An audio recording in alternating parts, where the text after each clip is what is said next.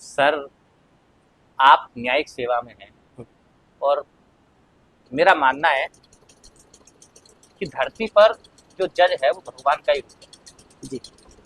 तो जब आप न्याय करते हैं तो कुछ समस्याएं तो आप भी फेस करते हो, बिल्कुल करते जिन्हें हम लोग कभी कभी नैतिक द्वंद्व कह देते हैं। हैं। हमें कैसे? लग रहा होता है कि यार ये सही है, ये गलत है, लेकिन फिर भी तथ्यों के बाहर जाकर के हमें चीजें करनी पड़ती हैं। तो कोई ऐसा आपके जीवन में ऐसा किस्सा हुआ हो जो आपको याद हो मेमोरी में, और जो आप समाज को बताना चाहें कि हाँ ये चीज ऐसे होनी चाहिए?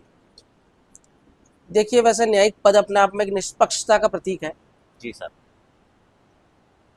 इसमें तब थोड़ी प्रॉब्लम आती है जब हम किसी चीज को पर्सनली लेते हैं।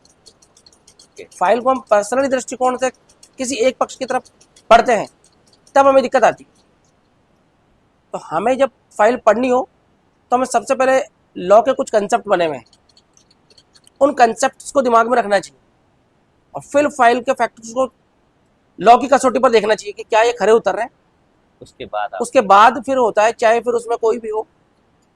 यानी आप इमोशन को एक साइड कर देते हैं उस समय, यस। और उसके बाद जो तथ्य होते हैं उनके आधार पर निर्णय लेते यस, उसमें कोई हैं। कंफ्यूजन का काम नहीं है।